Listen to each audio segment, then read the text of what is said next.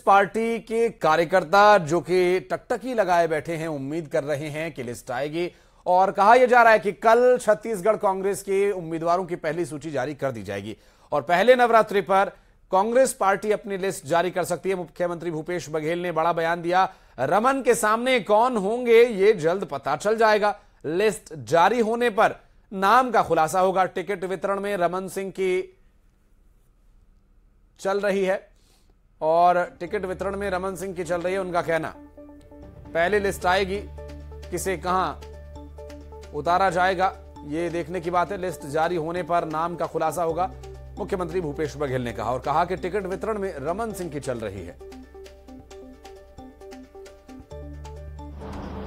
पितरों की विदाई का दिन है, पितृ मोक्ष दिवस है। कल से नवरात्रि, तो अग्रिम सबको शुभकामना, बधाई। माता रानी अब सब जगह विराजेंगी। अब कल ही हमारी पार्टी का टिकट पहले लिस्ट जारी होगा। और इस बीच भोपाल से एक और बड़ी खबर आपको बता दें। कांग्रेस पार्टी मध्य प्रदेश में भी अपने कैंडिडेट्स की पहली लिस्ट पहली नवरात्रि के मौके पर ला सकती है। दरअसल पहली लिस्ट में 60 से ज्यादा नाम होने की बात कही जा रही है। दिल्ली में लिस्ट को लेकर मंथन हुआ और आज भी केंद्रीय चुनाव समिति की बैठक होनी है। लगातार बैठकें हो रही हैं। इसके साथ ही प्रदेश स्क्रीनिंग कमेटी की भी चर्चा जारी है। लगातार इस पर अब लिस्ट को लेकर जो कयास लगाए जा रहे हैं, उस लिस्ट में 60 से ज्यादा नाम होंगे। पहली लिस्ट में 60 से ज्यादा नाम होने की बात कही जा रही है। दिल्ली में लिस्ट को लेकर मंथन हुआ है और इस लिस्ट में नवरात्रि के पहले दिन किन किन का नाम शामिल होगा ये भी देखने की बात होगी। और चूंकि सभी को उम्मीद है कि अगर उन्होंने पार्टी से टिकट मांगा है तो पार्टी उन्हें टिकट दे।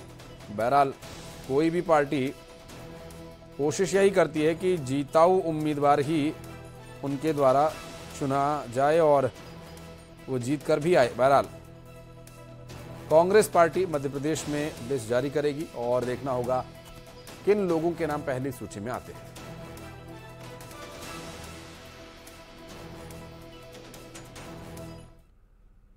भारतीय जनता पार्टी के मध्य प्रदेश में अध्यक्ष की जिम्मेदारी संभाल रहे वीडी शर्मा जबलपुर पहुंचे और भड़क गए। मीडिया ने जब उनसे नारायण त्रिपाठी के पार्टी छोड़े जाने को लेकर सवाल पूछा तो गुस्से में वीडी शर्मा ने मीडिया से ही सवाल कर लिया, कौन नारायण त्रिपाठी? कोई नाराजगी नहीं है। उन्होंने कहा कि प्रदेश में बीजेपी का हर कार्यकर्ता संगठन के रूप में काम कर रहा है और विधानसभा चुनाव में बीजेपी पूर्ण बहुमत के साथ सरकार बनाएगी।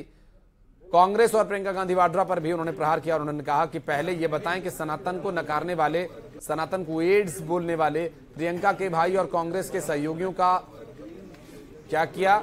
2018 में जब कांग्रेस की सरकार थी तब किसानों से कर्ज माफी का झूठ क्यों बोला, उन्हें डिफॉल्टर बनाया। इसके बाद बीजेपी ने 2200 करोड़ रुपए जमा करके किसानों की उन्हें नॉन डिफॉल्टर की श्रेणी में डाला और बेरोजगारों को बेरोजगारी भत्ता देने का वादा जो किया था उसका क्या हुआ। कोई नारायण पार्टी नहीं है। भारतीय जनता पार्टी है, पद्धति से काम करती है और भारतीय जनता पार्टी के अंदर अपनी व्यवस्था में काम करते हैं। इतना बड़ा दल है, इसलिए कोई नाराजगी नहीं। भारतीय जनता पार्टी का एक एक कार्यकर्ता ताकत के साथ मैदान में उतरा है। इस बार प्रचंड बहुमत की सरकार बना करके ऐसी बातें करने वालों को भी जवाब अब गया। और चुनावी मौसम में सियासत एक बार फिर से गर्मा गई है। केंद्रीय मंत्री प्रहलाद पटेल ने प्रियंका गांधी के बयान पर पलटवार करते हुए कहा कि कांग्रेस के पास झूठ भ्रम के अलावा अब कुछ बचा नहीं है और ऐसे में वो चेत जाएं तो अच्छा होगा। प्रियंका के परिचय देने पर उन्होंने कहा कि बुंदेलखंड में एक अच्छी कहावत है, हमारे बाप ने घी खाया हमारा मुंह सूंघ लो, पर इससे समाज और राजनीति नहीं चलते। कांग्रेस के पास में झूठ, भ्रम और अमर्यादा के अलावा कुछ है नहीं। अभी भी शायद वो चेत जाए तो अच्छा होगा। और जो परिचय वो दे रही है तो बुंदेलखंड में एक अच्छी कहावत है, हमारे बाप ने घी खाया हमारा मुंह सूंघ लो, लेकिन इससे समाज और राजनीति चलती नहीं है। आदिवासी सच स्वीकार करता है, छल प्रपंच और झूठ स्वीकार नहीं करता। और रीवा से इस बीच एक बड़ी खबर, 5वीं कक्षा की